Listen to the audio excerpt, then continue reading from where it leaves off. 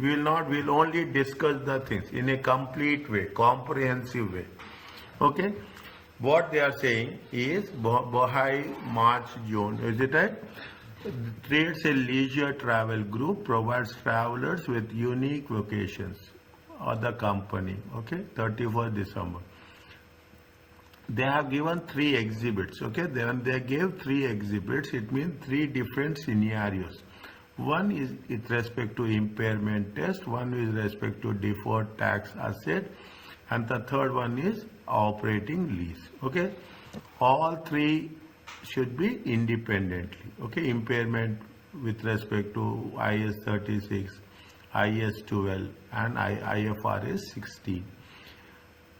Fine. The information used. Okay, you have. Make it a point. What is the most important thing? What is the dates? Okay, dates are very crucial for us. Okay, they say it is going to be 31st December 2008.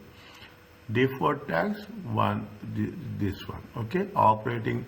They are described the lease and non-lease components of agreements with third parties. Okay, with third parties. Fine. Now, after this, first you have done this, then you see the questions. Okay, then you see the questions, how the questions has been asked. There are 3 questions are there for 25 marks. Okay, 25. The first is for 9 marks, 7 and 9. Okay, all 3 in different situations. Discuss whether directors are correct in conducting the impairment test. They are asking about this. Okay, whether they are correct or they are not correct. Find 9 marks. We have to know, we have to precisely approach with the marking scheme. In accordance to 12, whether it is acceptable for Bohai to recognize additional deferred tax of 5 million in profit and loss account rather than equity. Whether the deferred tax liability of Johan, there are 2 situations are there. Is that Johan 10 million can be offset against the deferred tax asset of 30 million at the same date. Explain how Bohai should account for a lease and non-lease component with respect to cruise ships agreements in accordance to IFRS 15 revenue from contract with customers. Means they are linking. Now you have a very clear idea. If they are given an IFRS 16, we have done in the 1 or 2 before some questions also, that if they are given IFRS 16, it is related to sale and lease back. Okay, sale and lease back, lease and non-lease components. Is that it will be related to IFRS 15 revenue from that. Okay, there are 3 different scenarios. Okay, now we will straight away, is that we will come and we'll discuss this, okay, point by point. But what we will do, we will see what is the examiner's perspective. Okay, examiners, what they say in the first question, impairment, 1 mark per discussion point for key principles, including they say what they say, see the thing, including knowledge of indicators, principles and relevant definitions. They are they are giving 9 marks. Okay, they are given 4 marks for the discussion. Where you talk about knowledge, indicate principles are different. 1 mark each for relevant point discussed with application to the scenario. Is that application to the scenario? Means you have to identify. See, this is what they say. I told you, this is what the criteria. Okay, this is what the criteria or the rules. Okay, principles, definitions, whatever there is there, and this is with respect to its application. Is that discussion point, relevant scenario, and 1 mark is for conclusion. Is that 1 mark is for conclusion? Basically means now you can understand that how we have to structure the things. Next one, with respect to IS 12, we'll come to this at a later stage.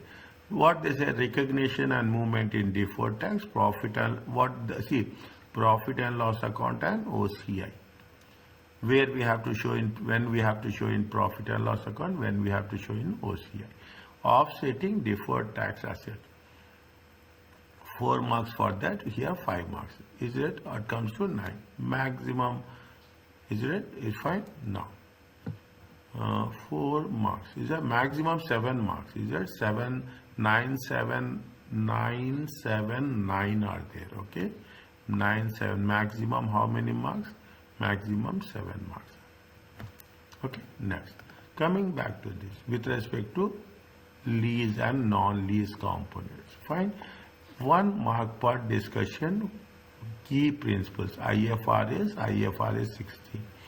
Principles what? See IFRS 16. What is the separation between lease and non-lease components? Apply here. Okay. Is it? How it is going to be with respect to what does it mean? ROU.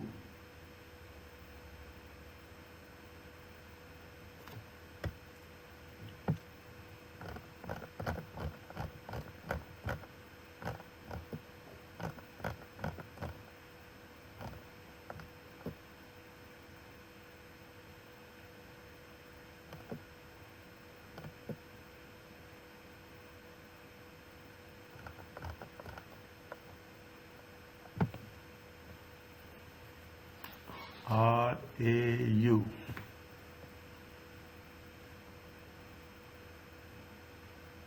ROU.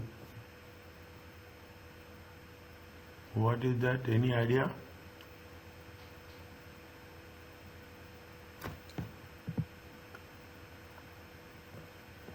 Why they have mentioned that? Includes my refreshments. Normally, what is that acronym?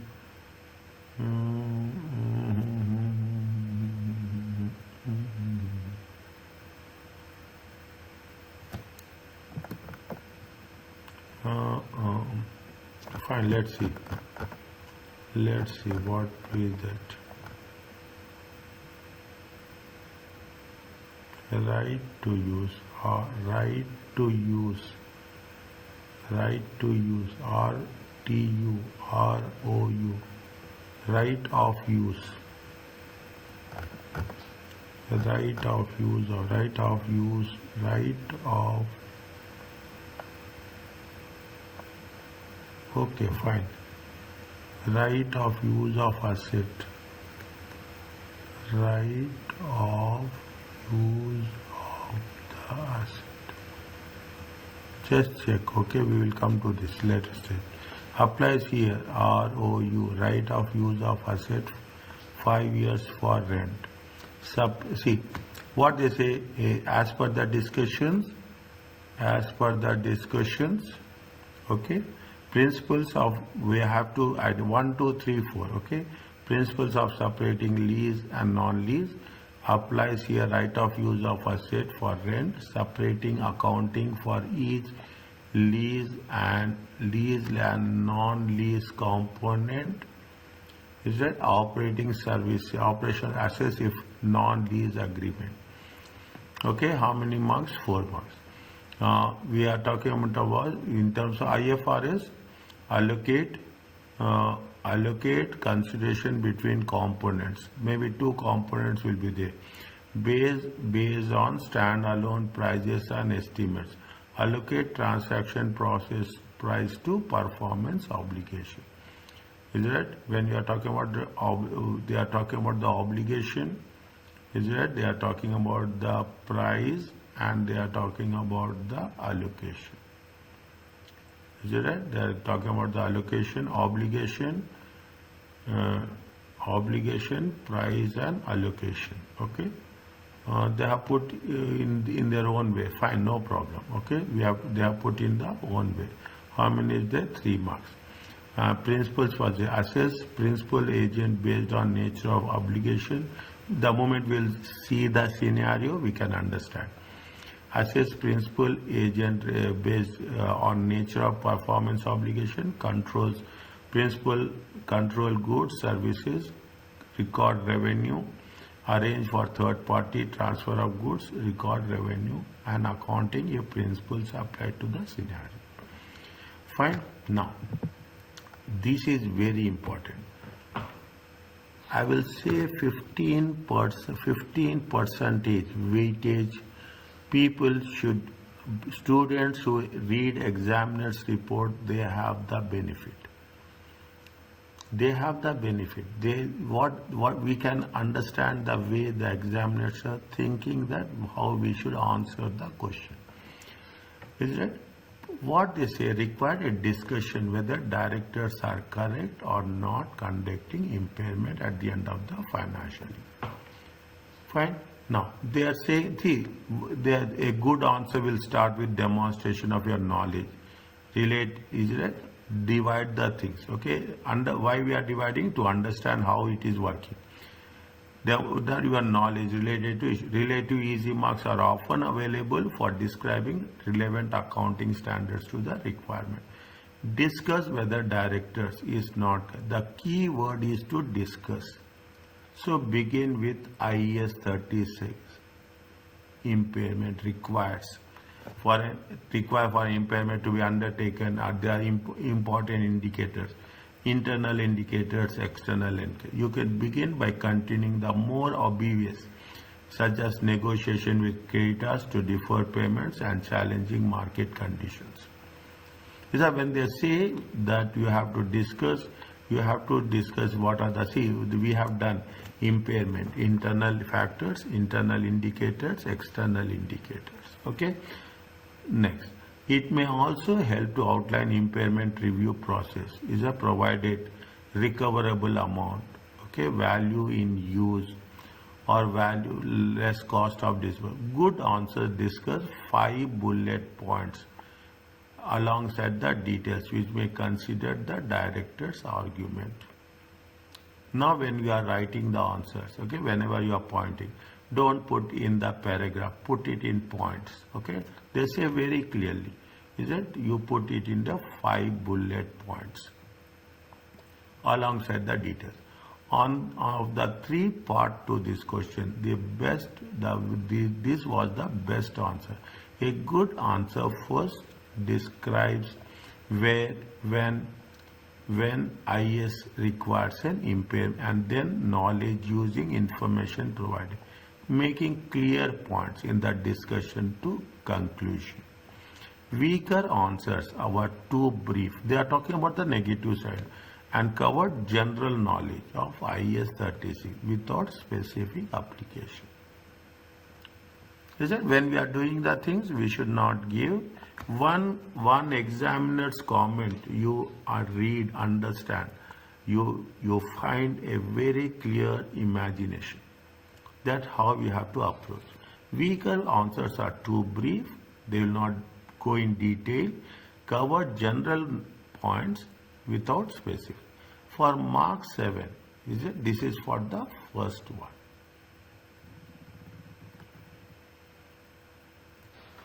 Very, very simple. Okay, you have to discuss the scenarios, indicators, give some basis, then you put how it is going to be, what is the process. First you are talking about the basics, then you are talking in terms of the process, is it? Then you are talking about the process, then you are making a conclusion, is it? Is that with additional details if you are which may consider with your arguments. Okay, so this is not the way we are doing just calculations. Okay, calculations we are not. Is it? Next, this is the first one. What is the second one? They are talking about deferred tax. Discussion on acceptability, recognizing a deferred tax. Is that whether it is in the profit and loss account or it is in the equity. Is that we have done very little. We will work on this part 2. Okay. Hold against the holding company's deferred tax asset. It is important to answer both bullet points in the requirement to maximize opportunity for marks. Weaker answers lost focus, particularly when answering offsetting aspect. Is it? They say that what is the strongest point? We have to answer both the options. Okay. Where knowledge of IS2 is explained, you need to make sure it is relevant to the scenario. Merely stating the standards without the relevance. Relevance is in with reference to scenario. Application to the is unlikely to see without considering relevance or application to the scenario, it is unlikely to earn you marks. In this case, both issue related to presentation, candidates who consider the principles of consistency will gain credit. In the case of the first bullet point, whether to recognize deferred asset in profit or loss or equity, they describes the deferred tax arises due to the change of expected credit loss. Is it under deferred tax asset? Okay, when you are talking about the asset, they see the thing, they are given the reference for other side, financial instruments. Knowledge of this standard helps identify trends. Since all impairments, see knowledge of IFRS 9.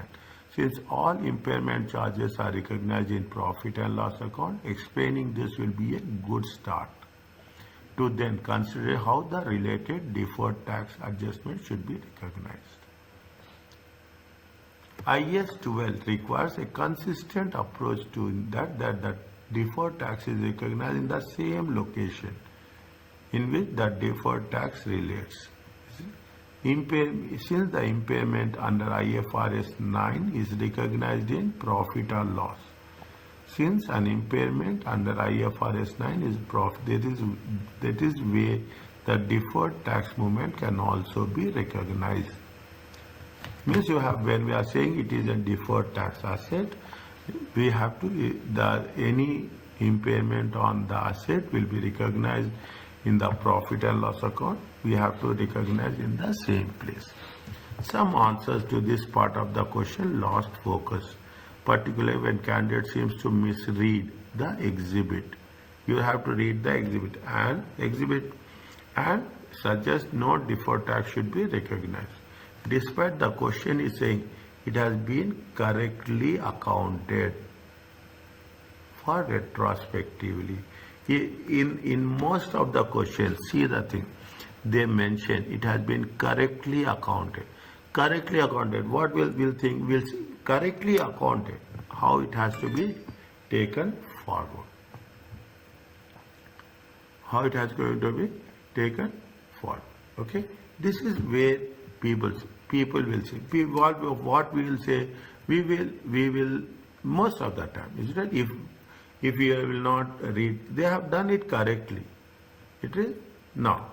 Is that should be recognized despite the question saying it has been correctly regarded for as prospect.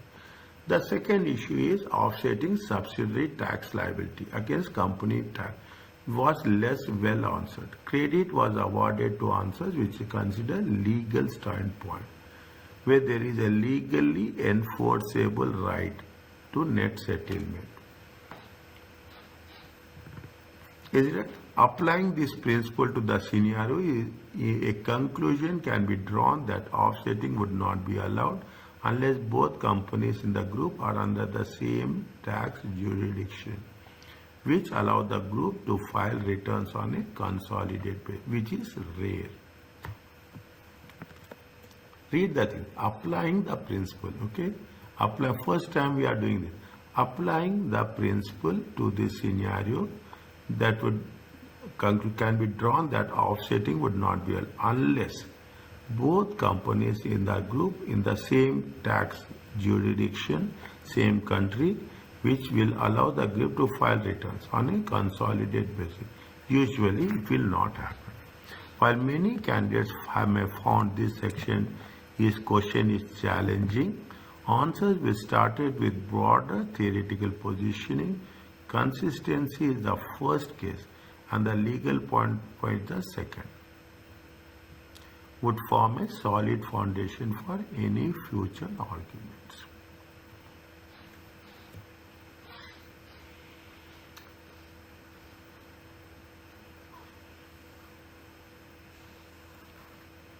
The one which I have sent you, that file, the complete file, whenever you are doing the, see, I cannot tell you in the beginning, okay? I cannot tell you in the beginning. This is last 15 days I will focus on this, because you have got the complete understanding about the things, how you are going to proceed with the stage by stage process. What is the third one? They are talking about lease and non-lease. Okay, see, if you have if you have done the revision, and you are doing this examiner's report, automatically you will have very clear perspective. This is a part of revision. Understand point? Any ACC examination, this is going to be a part of revision. Most of the time what we will do, we will just go through the things as much as possible. We want to do practice. No, now you spend 15% of your time on reading this. For 9 marks, question asked for explanation of components of crude ship should be accounted IFRS fine with IFRS 16.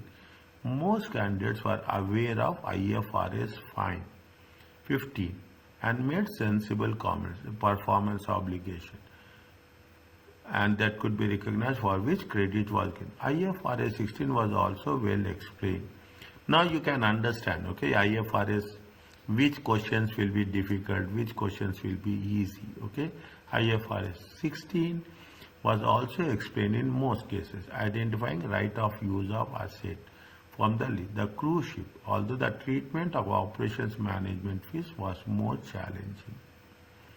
Fewer candidates identified that Bohai was only acting as an agent relating to fuel and food supply. Therefore, the most missed the point regarding the gross revenue recognition within the question requirement, where this was overlooked despite the phrase acts as a principal. In the question it has been given. Is that despite the phrase being included in the exhibit. When they say acts as a principal, you cannot put it as an agent. Candidate lost opportunities for marks for discussion the difference between accounting for income tax, income under IFRS, and principal as an agent. Bohai should identify as a principal for providing maintenance and cleaning. Although the food is not under the control of the lessee and can deal with third parties. So Bohai act as an agent in the latter case. Weaker answers fail to focus sufficiently on both accounting standards, and this would limit the opportunity for marks. Let's see that how in simple words they have explained that what are the things we have to focus precisely. That is the reason people say it's difficult. I will say it's easy. The approach you should know. In the beginning of the text, they will say what we are doing, what we are not doing. In the question answer, they will explain in the steps as per the requirement. In the examiner's report, they will give you a approach how you have to adopt. The marks team found that most candidates are wisely separating the points out, therefore making easy to relevant. Using paragraphs and subsections is recommended, as well as taking few minutes to draft a plan for your answer. It should not by now common practice for candidates to copy and paste the requirements from the question using bold or different font to identify this is from answer, and refer back to this requirement to ensure they are keeping on track. Fine? Is that clear? Okay? This is way we are talking about the thing. Are you clear about this? Now, whenever you are starting the question,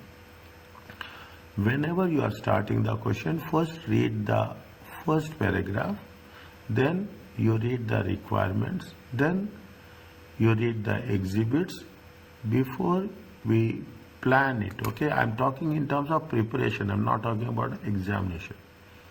Is that preparation? Then before you start revising it, go through the examiner's comment. Examiner's comment will give a very comprehensive understanding how it has to be done. Now, after this, okay, this is what it says. Again, we'll come back to this, okay, when we need as a matter of fact, okay. They are given you the statements. Now, don't over stress that we are writing more points. This is a standard practice. Divide the marks. You will have 5 points, 7 points, 8 points. Relate, and whenever you are there, don't be brief. You make it a point to explain. Is it explain 1 or 2 sentences? It is a strategic level paper. You have to be very, very clearly refined in presentation.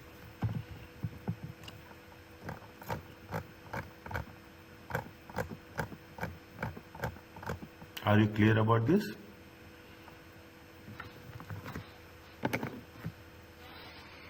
Yes, sir.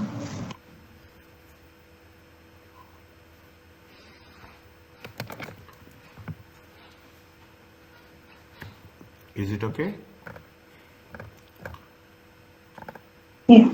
Fine. Now, Exhibit 1. Okay, Exhibit 1. What Exhibit 1 talks about? See, what first read the requirement. Again, first now you be very focused. Impairment, describe why directors do not conduct an impairment test on 31st December. Is it? Why? That is the scenario. What is the requirement? Discuss whether directors were correct in not conducting. If you have done any research paper subjects something, in the research papers, what is that? First you will have a research question, then you will have a hypothesis, null hypothesis, alternative hypothesis. It is like that. You have what they say. First they say that they are not conducting. First they say that they are not conducting the impairment test. Now what you have to prove, whether that is correct or it is not correct. Okay, whether they are right or they are not right. Okay, now you take the things. Okay, one, if you do this, almost your impairment IFRS 36, you are going to have a very complete revision. I can say like that. The Bohai has portfolio of global cruise brands and fleets, 100 ships. At 31st December, as a result of the decision, the directors assessed whether there was an indication that the cruise ship should be impaired. The directors concluded that the ship should be measured at the carrying amount without conducting an impairment. Without conducting an impairment test, we cannot do it. We cannot calculate the carrying amount. The directors highlight several factors pertaining to this. The price to book ratio, is that the price to market price, calculated divided by the market price by the carrying amount was 0.3. The directors were happy and this ratio was similar to other companies. No losses for there was been no losses for the disposal of ships. See, 2008 scenario is different, 2009 scenario, whatever the current scenario is different. Is it? Which were material in respect of 2000 year-end financial statements. Is it? You cannot say that the losses are not there in 2008 on the disposal. They are only have been estimated 2% drop in the market value. The directors had not engaged a qualified valuer to estimate the market value of fleet, and this fleet was not based on this value has not based on market valuation. Is it right? They have not done a valuation. They have their own indications of valuation. The cost of the fuel, is it right? The cost of the fuel for the ships has fallen, and there was an increase in demand for the cruising. After significant reduction due to due to a recession. Bohai has started negotiation creditors to defer payments of his debts into 2009.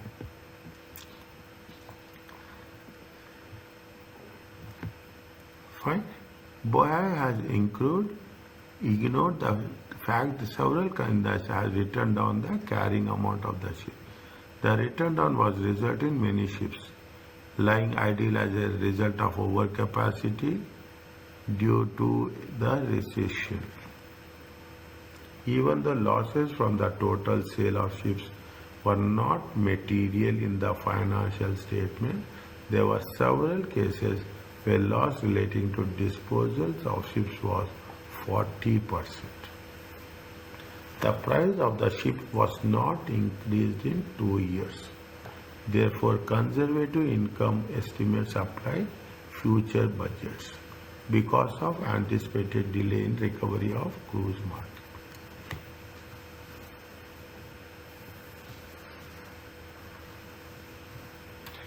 When you are reading first time, it will be first time it will not catch the important parts. Okay, they have the 100 ships. There is a global recession is there. Is it? That was as a result. The directors have said there was a cruise ship may be impaired. The directors conclude that the ship should be measured at the carrying amount without conducting the impairment test. Fine. They have ignored the fact of several companies in the industry. Is that there are several in the industry, and their carrying amount is what? Is it now?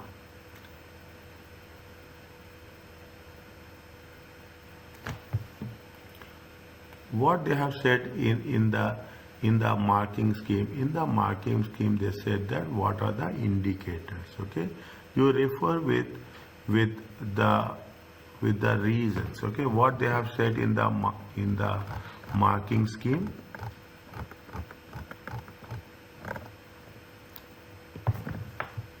One mark for key principles in IAS, including knowledge of indicators, principles and relevant definitions. Is that right? One mark for each relevant point with application to the scenario. With application to the scenario.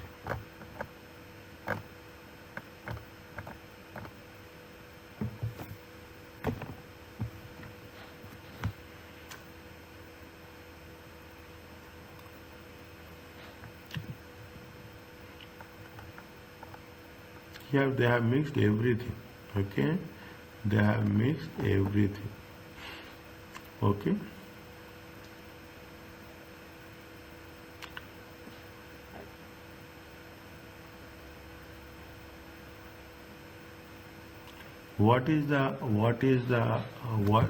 See the things.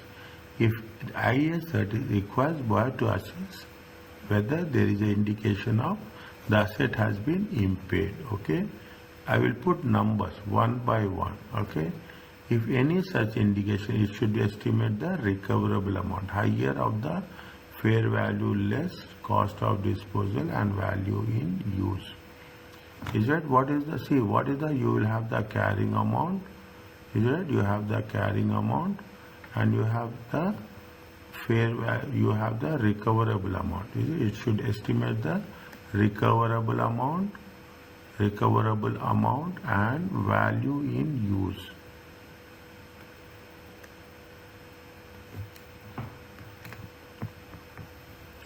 Is it? First you have to write what is the concept of impairment. Okay, what is the concept of impairment? That they should estimate the recoverable amount higher of the fair value less cost of disposal and value in use. Is that we have done, if you remember rightly, okay, we have done like this. Okay, we have done something like this. Okay, I'm not remembering exactly. Is it right? We have done something like this when we have in that chapter it has been given. Is it right? It is the value in use value in use, you have a recoverable amount.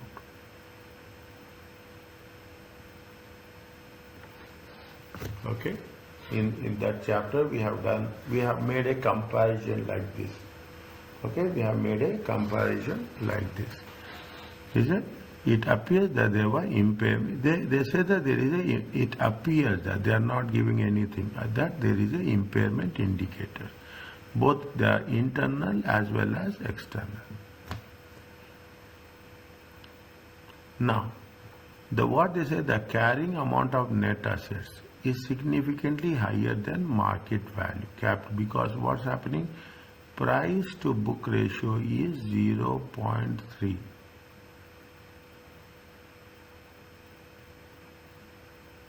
Is it right? Price to book ratio is 0.3. Is it right? Means what happening? You are not required. The book value is how much? Take into consideration. The book value is how much? The carrying amount. Okay. The carrying amount is, you put it as a 0.3, whereas the market value is 0.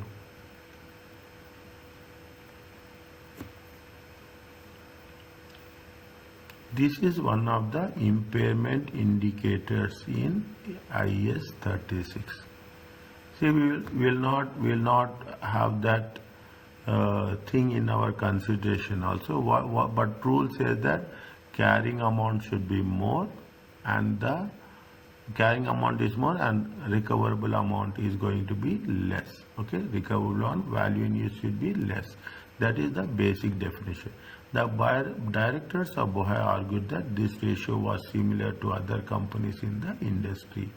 They say that this is to other. However, several companies in the industry have actually written down the value of their ships, and Bohai has not taken this into account in its comparison. Other people have done, is it right? Other people have done, but Bohai has not done. Also, any comparison needs to be factors such as ships types and similar industry. Is it right? Similar assets.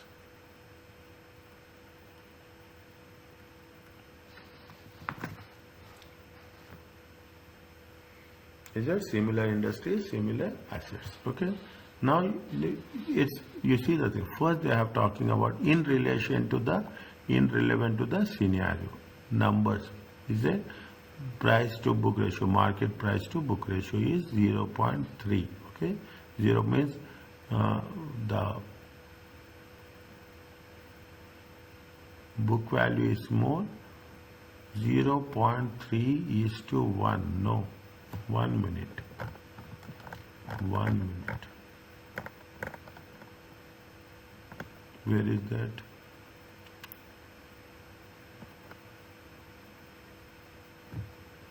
Is to 0.3 or 0.3?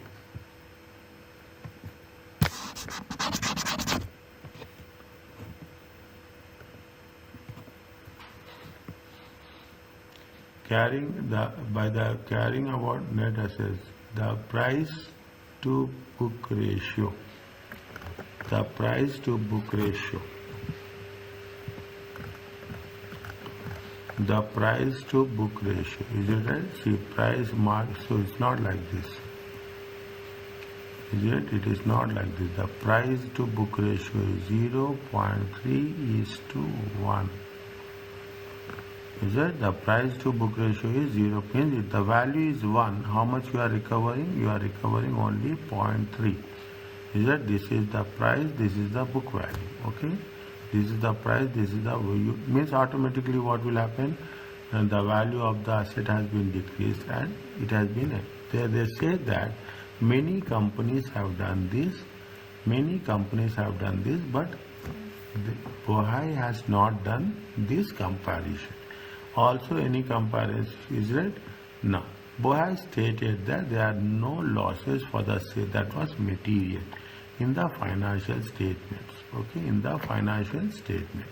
However, although the disposal losses was immaterial to compare the There are several cases where the loss per ship is how much? 40%. Thus, this is the case, the loss per ship is material in relation to the carrying amount. They say that there are no losses, okay? There are no losses. But what happened in actually there are several cases where there is a 40% loss. 40% loss is material, okay? 40% loss is a material. Thus, this case, the loss per ship was material with respect to carrying amount. Bohai mentioned that there have been an estimated 2% drop, is right, in the market value, but the lack of change in market is not an indicator, and there should not be impairment. They don't want to show the assets at a lower value. See, assets, if the assets are shown at the lower value, your equity and liability will also get affected. Is it right? So they want to retain the value of the assets, okay, without showing the impairment. There is little relevance, is it right? You are talking in terms of conceptual framework, okay?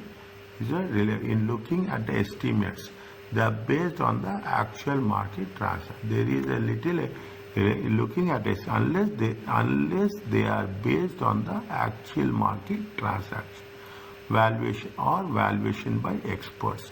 Neither of these events have occurred. They have not taken the actual transactions, nor they have taken the expert valuers' advice. Okay, expert valuers' advice. Fine. Is that based on this, what we are doing? Based on this, we are going to say that directors are not justifiable. Directors' assumptions, directors' perception is not justified. Okay.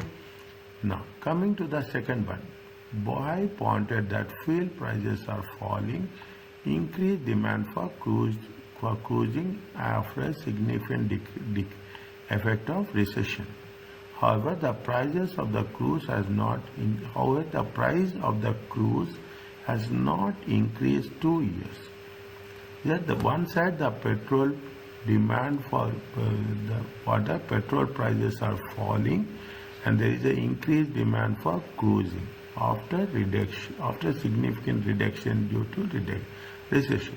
The prices of the cruise not increase. As a result, conservative estimates that it applies to budget because anticipated delivery in the recovery of cruise market with ships still lying idle.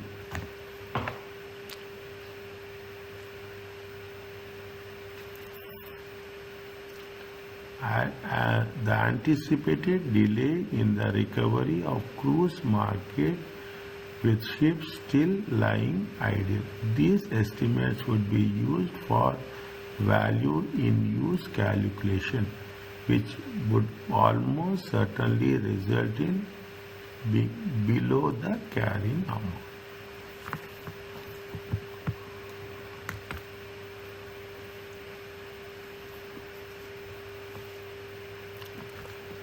We are not saying, this is, we can do this, nothing like that. But they are going into the source, okay? They are going into the source. That prices has been falling, fuel prices has been falling, increased demand for cruising, the prices of cruise not increased, conservative estimates applied, budgets that anticipate delay in the recovery of cruise market with ships still lying idle. There is a, whatever the delay in the recovery of the cruise market, is it right? It's not that much. These estimates will be used for value in use. Is it what is the value in use? We are going to know that how it is. What is the future cash flows? Okay. What is the future cash flow? IS 36 requires an entity to assess the end of each whether any indication of impairment. There are several potential indicators of impairment should exist on 31st December 2008. And the impairment test should be carried out and recoverable amount should be estimated.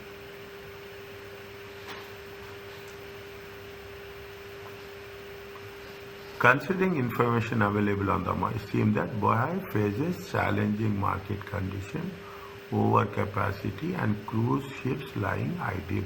This leads to a liquidity problem and negotiation with the creditors on the deferral of payment. This is not justifiable argument to fail to perform an impairment review.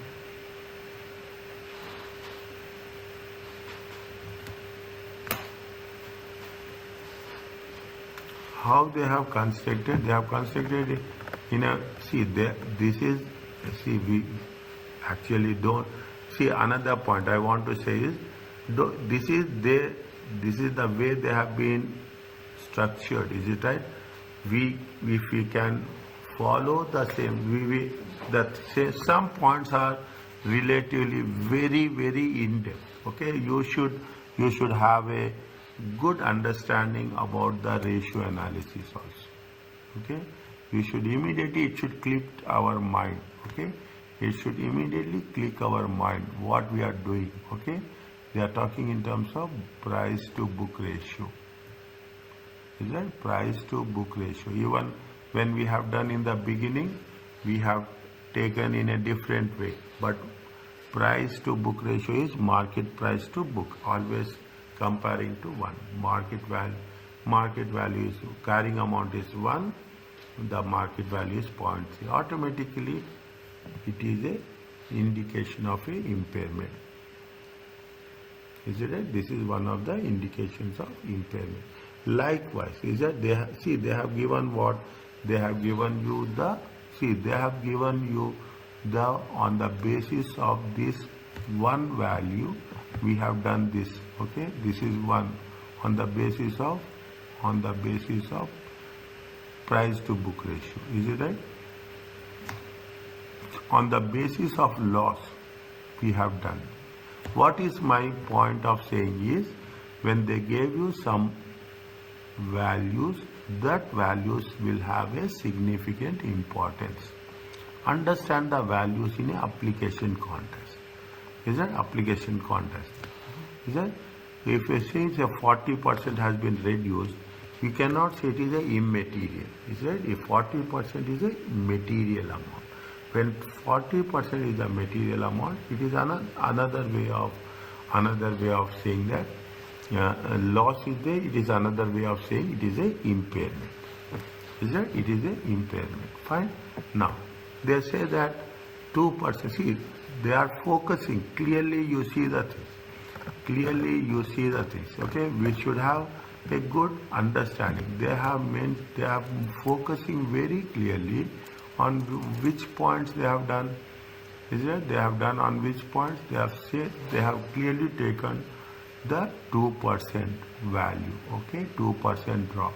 They have taken the book to market price to book ratio. Is it right? And they have taken what? They have taken 40%. Anywhere they have given any values or numbers apart from that.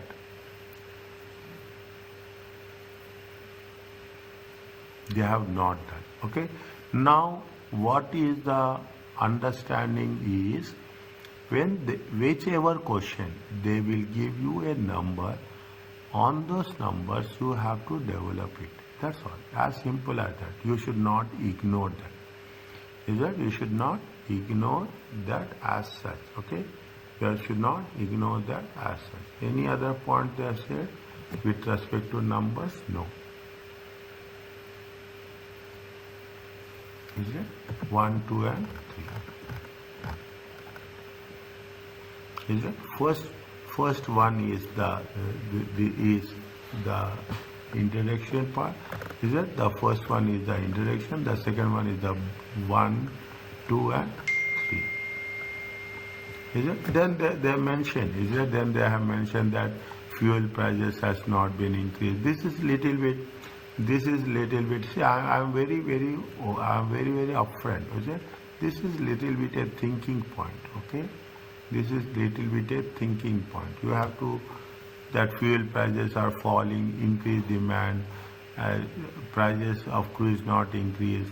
Is that cruise ships price of the cruise has not increased. They want to attract the sales. As a result, conservative estimates has been applied. Conservative estimates means very pessimistic approach. Very controlled, okay, very cautious, okay, very cautious approach is applied.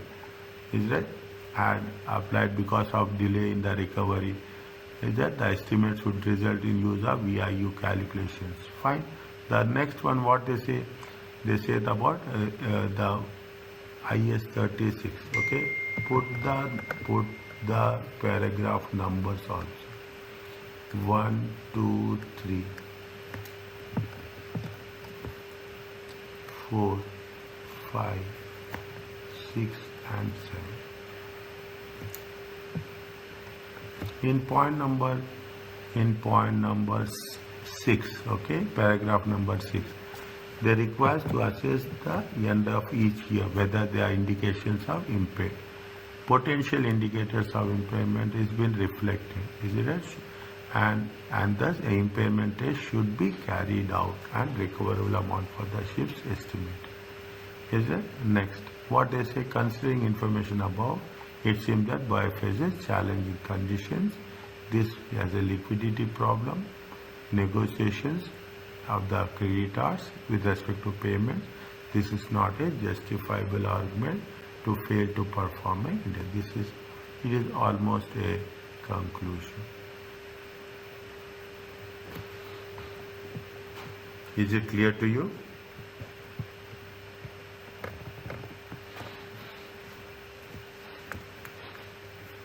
Yes, sir. Okay. Yeah.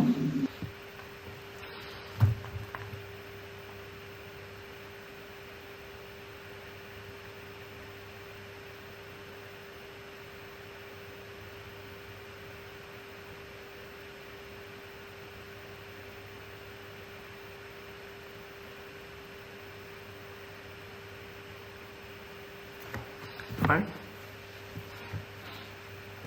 Now,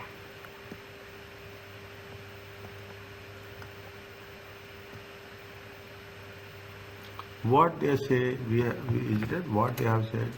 First, read the things. Okay, read the things. Where is that? The expected credit losses model, where we have covered this ECL. You remember we have covered this in IFRS. We have covered this in the IFRS 9. Expected credit losses.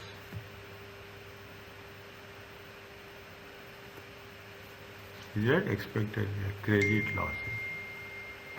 Fine. For the first time they say that see what is the concept? Means as it happens, is that increase or decrease, accordingly you have to pay tax. Okay, you have to pay tax.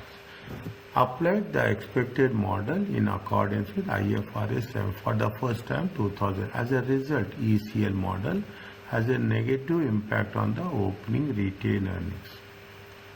Is it right? Opening retained earnings. Little says that applied for the impairment model. They say that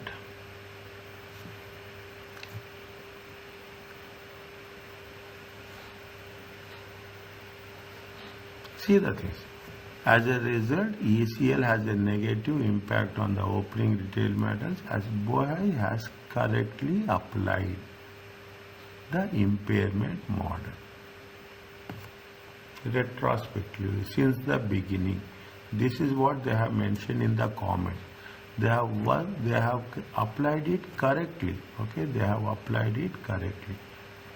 See that they have applied it correctly. In most of the cases, they will mention this. I can say in the first answer also, they will say they have not done.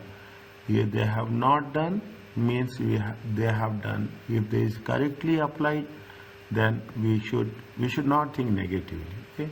Therefore, a deferred tax asset recognized 25 million because of increased tax losses. Is it deferred tax was recognized 20? The recoverability of deferred tax assets are based on future budgets. At 31st December, there was a change in the ECL allowance. Is that at the end of the year, if I am right, okay, at the end of the first year, at the end of that specific year, January to in the end of the 2008. As a result, Bohai company increased the amount of DTSs as recoverable from 25 to 30 million and increase the DTS of 5 million in the profit and loss account.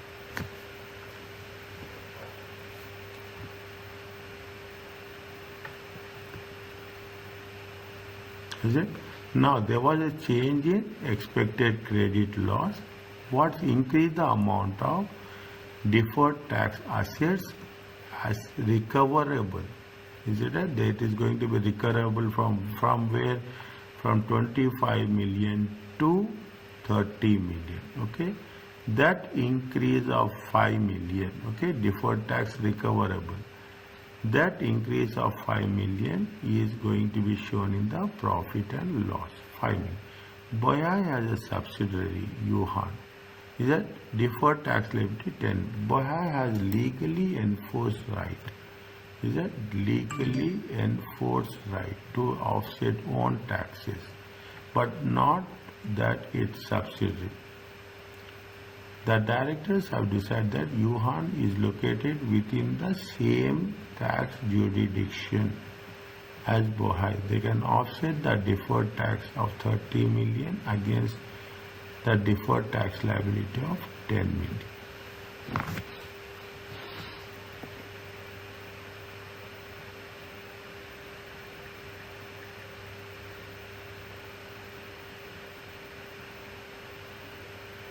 The same tax jurisdiction. See, these are the points which makes lot of sense. Okay, same tax jurisdiction.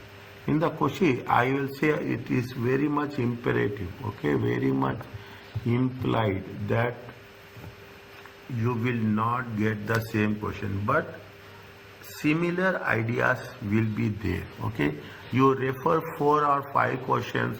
You will get a complete idea about the things, how it is working. They can offset the deferred tax by 10 million, okay, against Yuhan. Okay, that's what it says. Okay, it's fine. There is a change in allowances.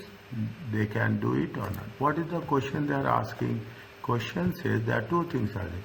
Whether it is acceptable to recognize additional deferred tax in profit and loss rather than equity. Whether the deferred tax liability of 10 million can be offset. Again, see the thing. They have mentioned here, keep it in mind very clearly. They are focusing very clearly on numbers. No plus, no minus. Okay, they are focusing very clearly on numbers. In the question, we have to be very focused on the numbers. Is it right? This is what we are learning. Okay, this is what we are learning how to approach. Is it 10 million? This is what they say. They have. We think that yes, it is. We will write. That is the reason what they say. You have to focus with the relevant values. Okay, you have to focus with relevant values.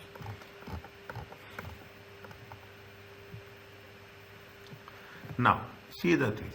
Here also, it is very important. I will put an hash mark. Okay, make sure your answer both parts require using subheadings can help this. Also, try to avoid writing down everything you remember about deferred tax unless it is relevant. Focus on specific and try to identify rules, then apply the scenario.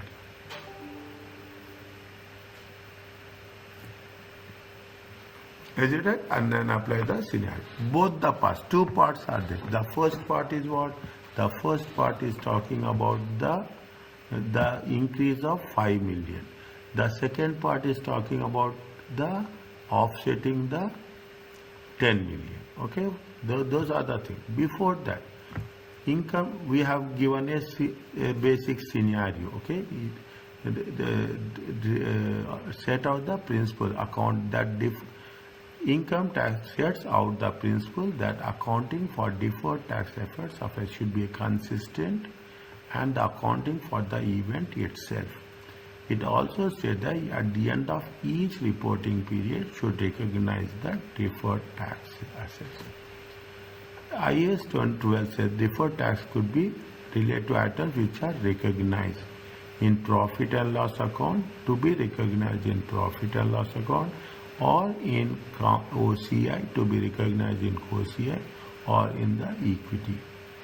We have to make sure where we are going to recognize this. Profit or loss, or OCI, and OCI, and we are talking about equity.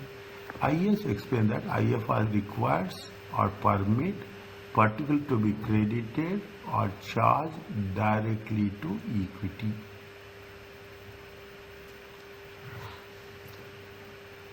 Is that there is no, on that day she has raised this issue, is it right? That it has to be directly credited or charged to equity. Such an adjustment to the opening balance retained earnings for a change in accounting policies, such as an adjustment to the opening balance of retained earnings resulting from a change in accounting policy which applied retrospectively. They have done it correctly. Okay, they have told this. Is that it has to be charged directly to equity. That's a very important part. Now, such accounting adjustment does not necessarily extend to subsequent adjustment to deferred tax. Such does not necessarily extend to the subsequent adjustment, as on the date, if is it to the deferred taxes of 5 million.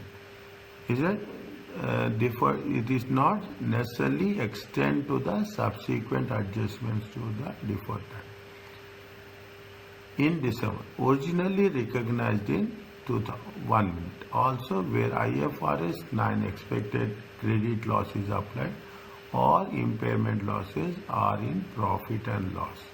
Therefore, it is acceptable to recognize the additional deferred taxes in profit and loss.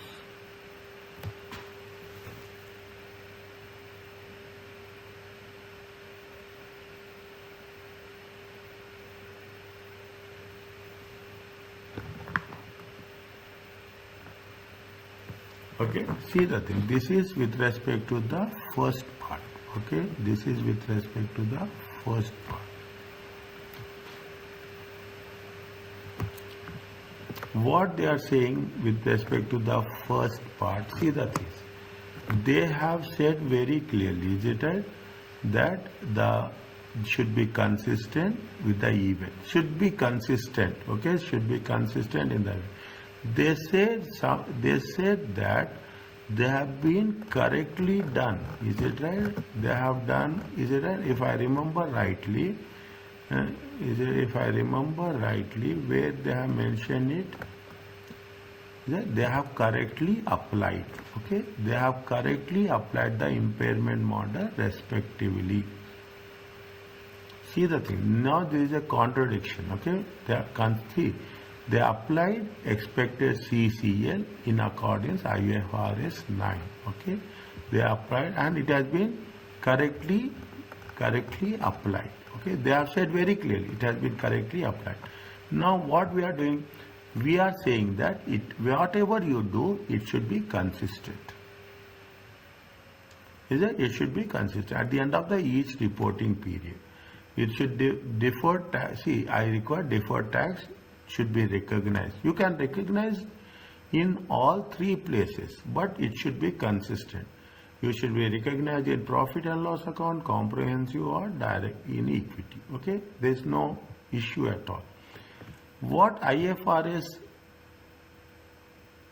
explain that or permit, okay, or permit, particular to be credited to direct permit, okay, they recommend, we can put like this, okay, to direct to the equity. They are not saying that you have to do this, such as an adjustment balance of retained earnings, okay. Now retrospective, but okay, they are just, but you have the option. What is the accounting treatment they have done? That does not necessarily extend to the subsequent adjustments, okay. Such account does not necessarily extend to the subsequent adjustment to taxes of 5 million. Originally recognized on 1/2008, expected credit loss is applied. All impairment charges are all impairment charges. Is it? All impairment charges have been consistently, okay, are been consistently. What happening? We are working consistently in one way. We are taking, there are three options. We are taking what? We are taking the profit and loss account. Is it? We are taking a profit as loss again consistently. Is it? Again consistently. Means whatever the points they are said, we are following the things correctly. Okay? This is means we are following within the framework. We are following within the guidelines. Okay? This is how it has to be. So when it has been said correctly, in the first set it has incorrectly. If you say incorrectly, you have to plug it or dig down the inefficiencies. When you have said it is correctly, relate. In the scenario, in the question, they have given 40% of the answer. We have to read the scenario, we have to read the question. Automatically, we can have a good assessment whether we have to go it positively or we have to go it negatively. Is it? In this we have not done, we have not identified anything. Okay, we have not. Is it? This is the first part. Okay, this is the first part. The second part is you may jump fairly quickly to a conclusion for this part that deferred. See, very interestingly, that the deferred tax asset and liability should not be offset. However, to maximize the marks you score, you need to show how you have arrived at that conclusion. That is, what are the relevant rules. See, this is where students will succeed. Keep it in mind, very simple. This is where people are there who will just work on the questions, answers, solving the things, going to the things. Very few people, I will say. The difference between success and failure is this. They say that when you are saying it is not, you have to give justification.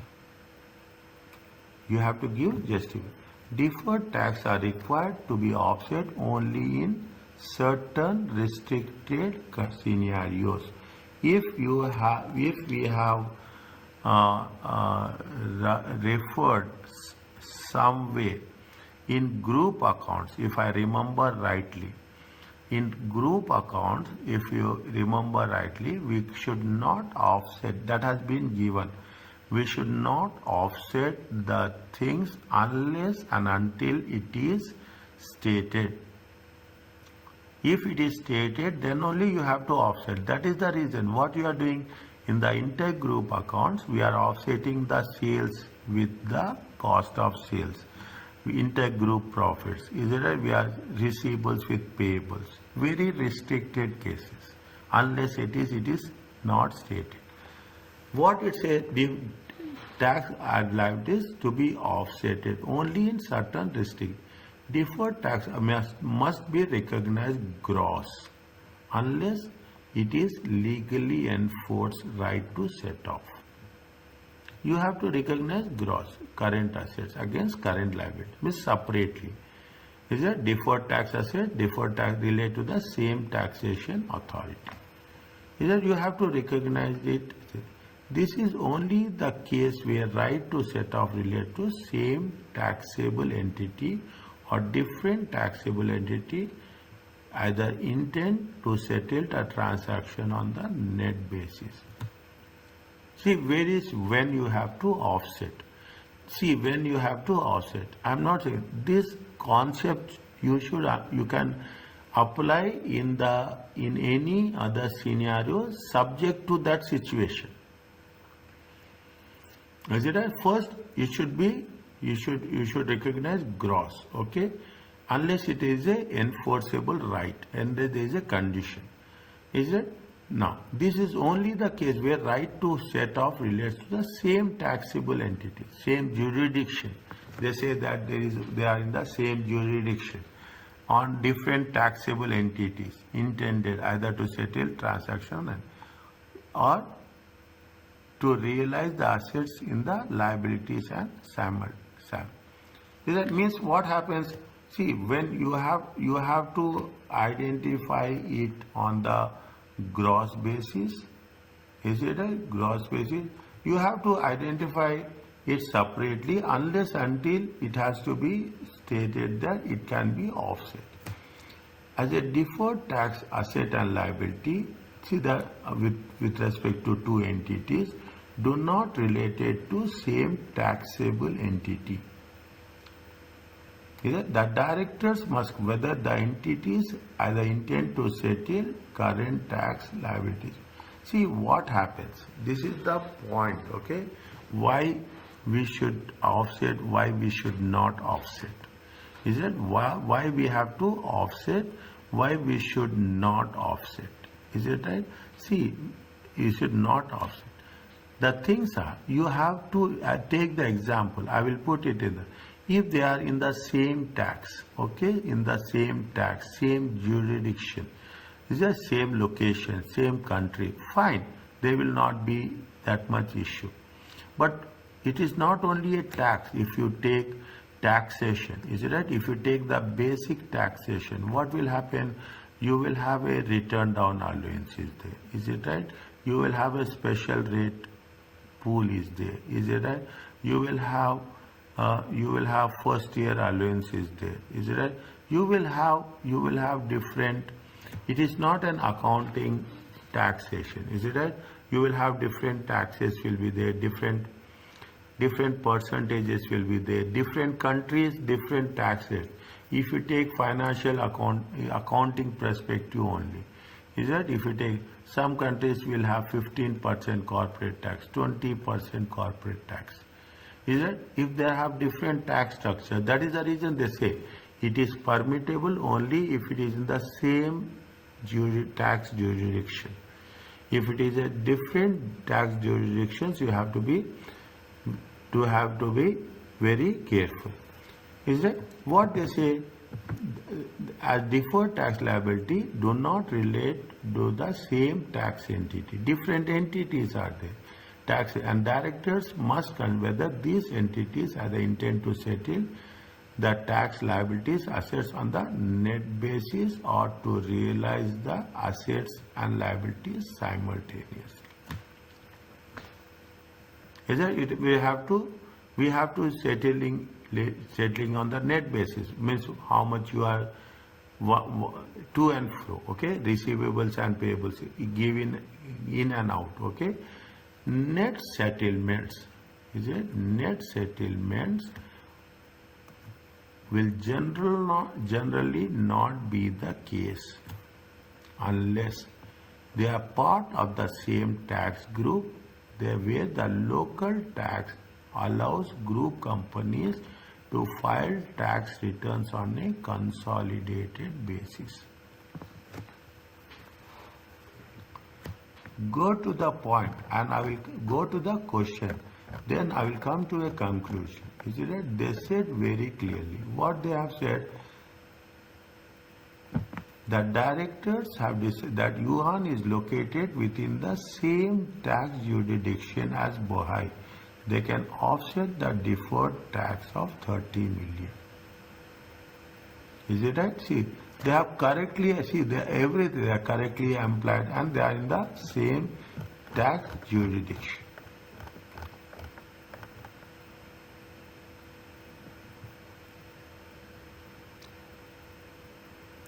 Is it?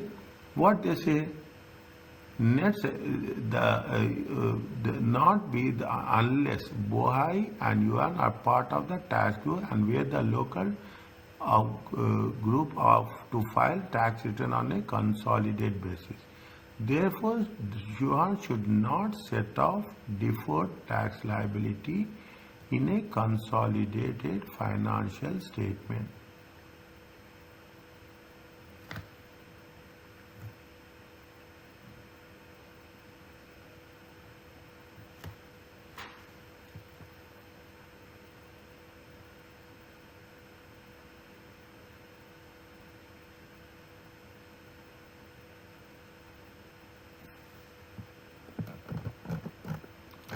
They said it is a same tax jurisdiction. Is it right?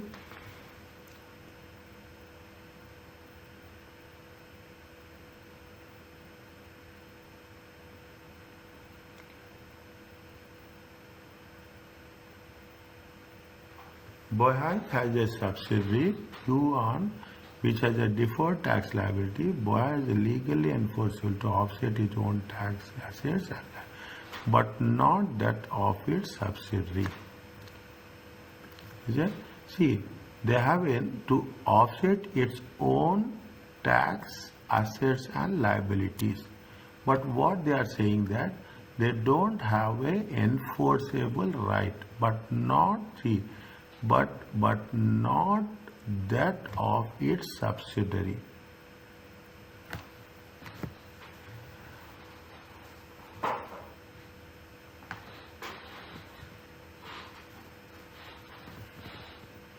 Is Bohai as a subsidiary, they can do their own, okay, but they cannot offset that, they cannot do it for it, but not for its subsidiary.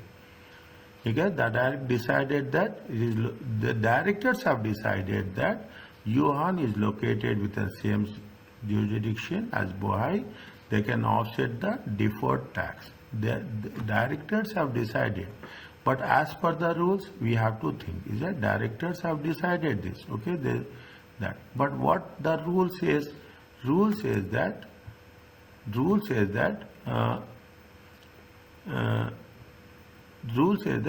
there can, but not that of its subsidiary, okay.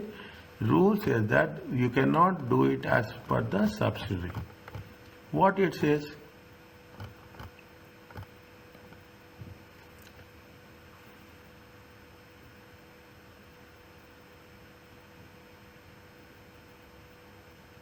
Therefore, see, do not relate to the deferred tax asset and liability do not relate to the same taxable entity. Is it? They are not related to the same taxable entity. If they are not related to the same taxable entity, is it right? If they are not related to same taxable entity, definitely you cannot set off the deferred tax liability. Is it right? See, this point and this point is the relation.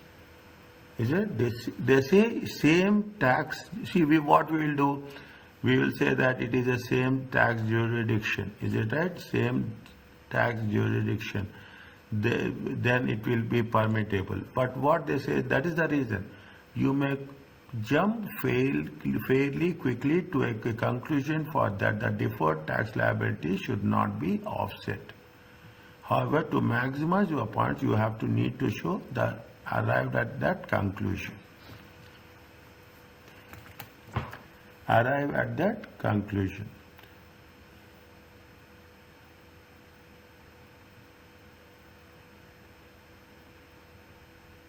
See what it says again. See the thing. I'm just going into a few finer points. Okay. This is only the case where right to set off relates to the same taxable entity, is it right? And a different taxable entity or different which intends either settle transaction on net basis. This is only the case where the right to set off relates to the same taxable entity. Okay, or different taxable which intends either to settle taxation on net basis or realize assets and settle liabilities simultaneously.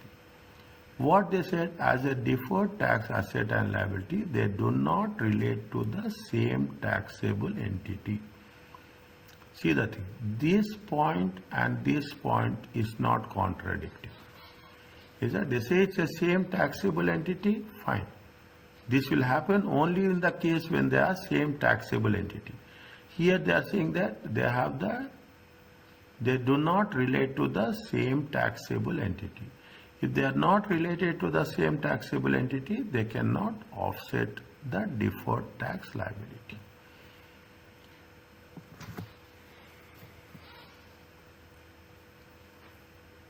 Is it clear?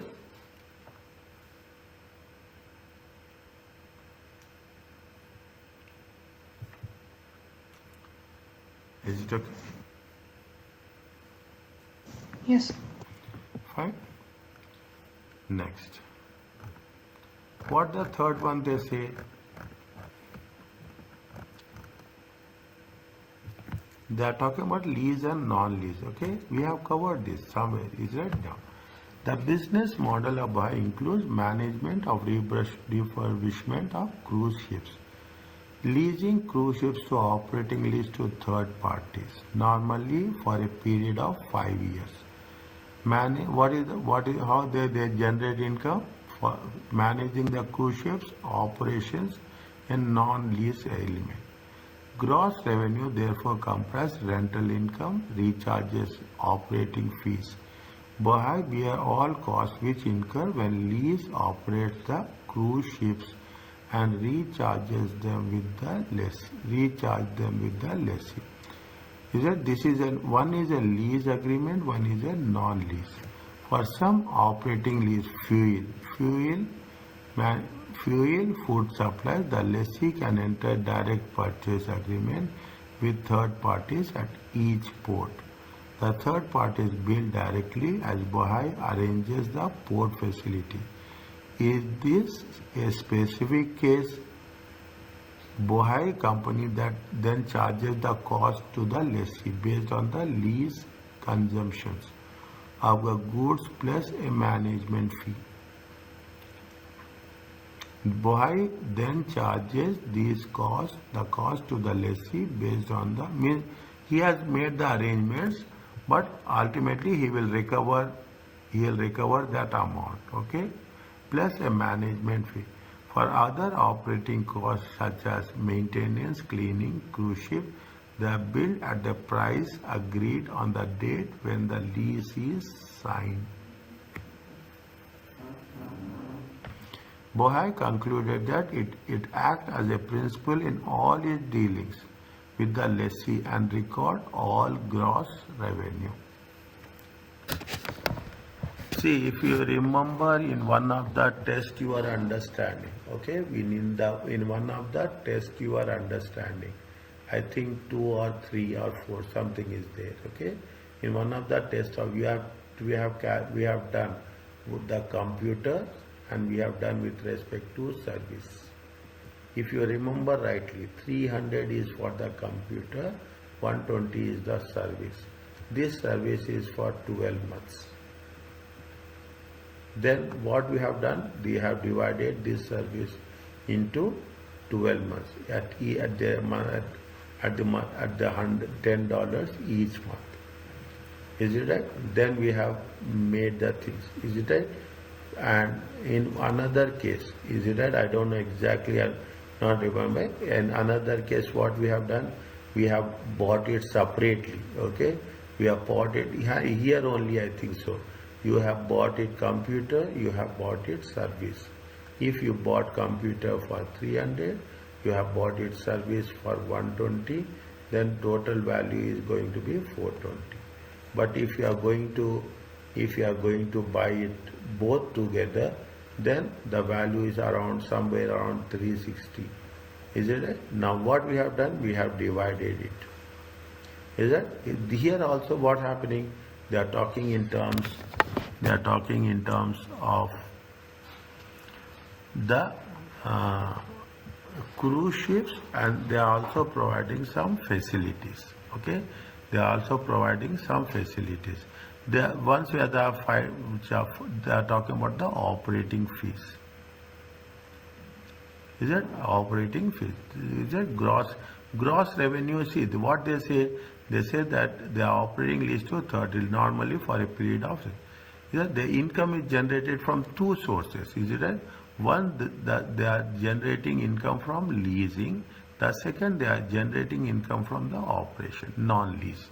What we have to do, we have to identify what they're saying, how they are going to have a differentiation between a lease and non-lease components. Is it lease and non-lease?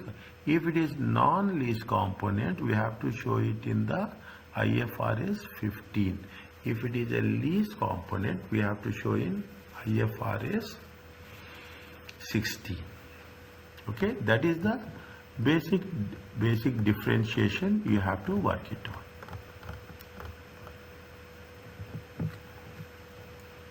See, it is worth spending some time of your time reading the exhibit carefully.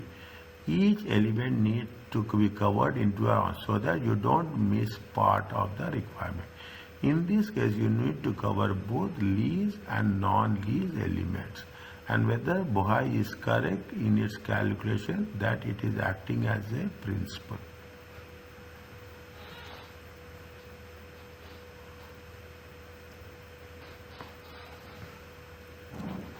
Is it? It's acting as a principal. Fine. Now, what they make sure that how they have told us to construct the things. They say that first fill it with the IFRS 16. What is the principle of lease and non-lease? Then right of use of assets. Separate accounting for lease and non-lease. What is the services? Is it whether it is a lease or non-lease? Okay. Then 15. You have to obligation, price and allocation. Then the difference between a principal and an agent. What is the role of the principal? What is the role of the agent? Whether he is going to be agent or he is going to be a principal. Okay, he is going to be the prime party. See, what is the agent? He is taking the resources from other people and he is providing the resources. Okay, then automatically the role will change. The role will change. What it says, they say first what we are talking, they are talking about the contract which contain lease. A entity should account for lease within the contract as a lease separate from a non-lease component. Lease component separately, no. In this case, IFRS apply because the lease has the right to use the cruise ship for 5 years in respect of rental fee. Okay. Should reflect the underlying asset, the cruise ships, subject to lease agreement in the statement of finance. Means he has the right to use the asset for 5 years. He is paying a rental for that. Okay, he is paying the rental. That is the condition with respect to IFRS.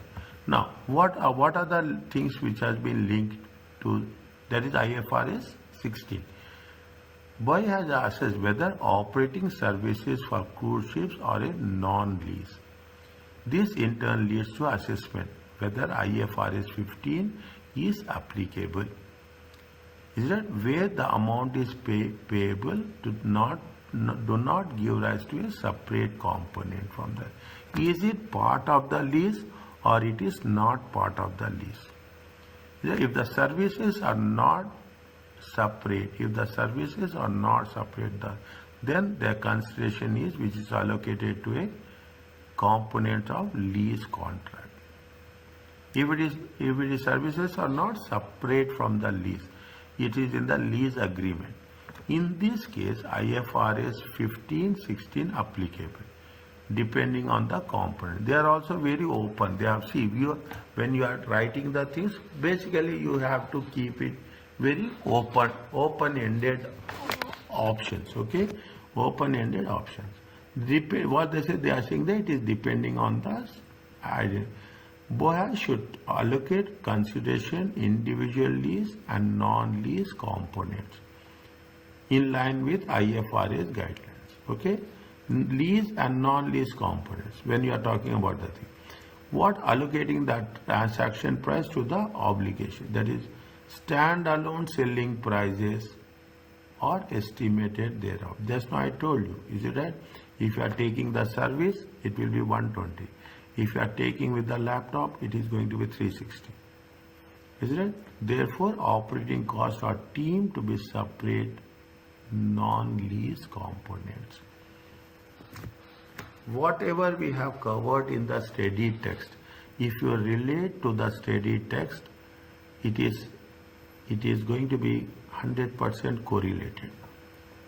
Is it? Means the lease component, when more than one party is involved in providing goods to the customers, they want to have a relationship entity to whether it is a principal or an agent in these transactions.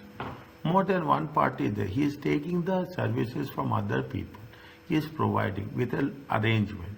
Is that with an entity is a principal, therefore records revenue. If an entity is a principal, then you have to record in a gross basis. It controls a promised goods or services. If the entity is an agent, it has to, the role is arranged of another entity to provide goods and services. Therefore, records revenue on the net amount. One question we have done, is it right? One question we have done. What they have done, if you have, is it right? I don't know exactly. They said 100,000 is you have to make a sales on that sales. Sales will be something related to that. 1.5, okay? Commission we are giving how much? Commission we are giving 100,000.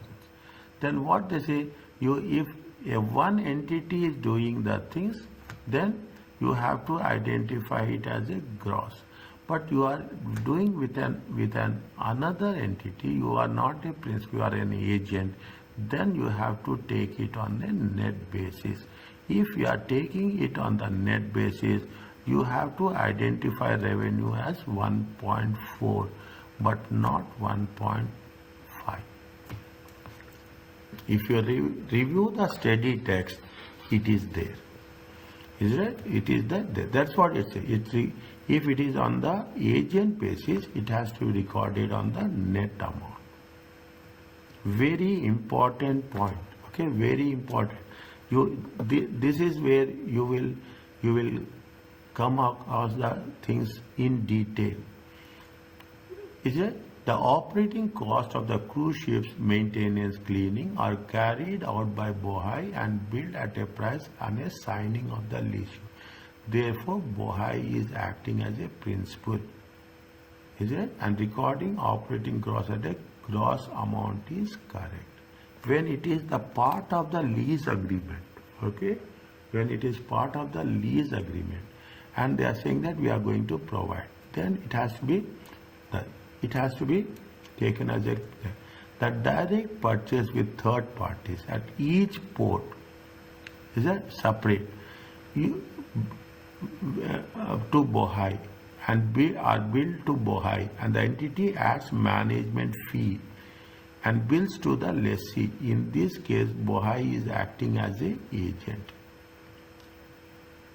Yeah, Bohai. The fact that Bohai acts as an agent is only relevant for the presentation, not for identification. The presentation of consideration, presentation of the amount. Very interesting. You understand, you read with explanation and with good discussion, I can say. Is it right? Means what is the gross and what is the net. In technical terms, in the study text we did calculation. Is it right? We did calculation. But in here we are talking about its pure application. Is it? Bohai should recognize revenue of the amount management fees in exchange of arrangement of specific goods provided to the third party. The relevant criteria Bohai obtain control of services before it is passed to the lessee. Is it? Bohai cannot control the fuel, food supplies before they transfer to the lessee. Point by point they are putting it the things. I will put this. Is it? The direct arrangement. Is it? This is the first point. Bohai is acting as an agent. Is it? The fact. This is the third point. Only relevant to presentation. Okay. Bohai should recognize point by point. If you read paragraph, it's very difficult. Bohai should recognize revenue only amount of management fee. The relevant criteria, this is the point number 5. Okay, point number 5. Is that this is point number 5? Is that in this case Bohai cannot control point number 6. Bohai has no consumption or inventory risk. It is not able to set own prices and does not earn any margin of supply goods. The fact that Bohai arranges the port facility does not give entity control over the fuel of supplies. This is point number 7 and this is point number 8.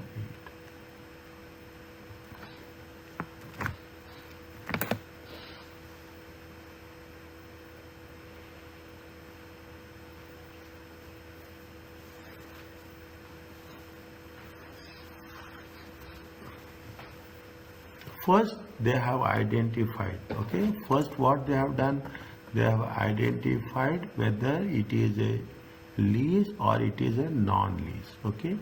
Lease, this is what they say. They are talking about how we have to consider. If the services are not separate from the lease, then it has to be separately identified. Then they say that whether it is, what is the conditions of a gross or what is the condition of net basis. Is that if you are providing all through your cases, is it? They are providing all the cases, is it?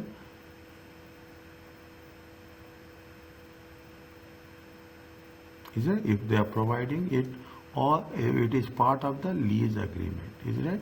Then it is a gross basis. If it is not a part of the lease agreement, it is on the net basis. In the question, what they have mentioned, just we have to, once we will have a final one. Okay? In this, what they say, the business model includes, okay, management and refurbishment of income generated by. The business model includes operating lease and managing cruise ship operations, non-lease element. The business model includes both the income generated by these two. Gross revenue comprises revenue income, recharges of operating fees. It bear all costs with lease, operate cruise ship, recharge them to the lift. For some operational issues, fuel supply, the lease can enter into a lease, lessee can enter, means lessee has the authority to enter the with the third party. The third parties will, who they will be, they will going to pay to Bohai, and Bohai will arrange the facility. In Bohai then recharges the cost to the lessee based on the lease consumption of goods plus a man. For further operating costs, cruise ships and engines are cleaning, they are built at a price agreed on the date when the lease is signed. Is that the primary party is Bohai. Okay, the primary party, the Baba concluded that it acts as a principal in all dealings. Is it right? With the lease and recorded all gross revenue as a gross.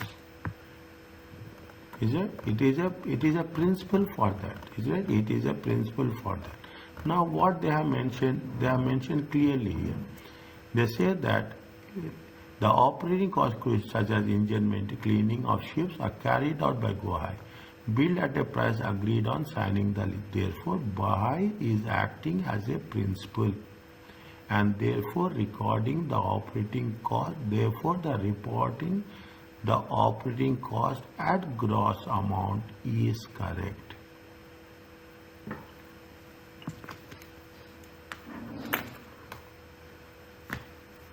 They say that if you are a principal, you record it at gross. If you are an agent, you record it at net amount. Okay.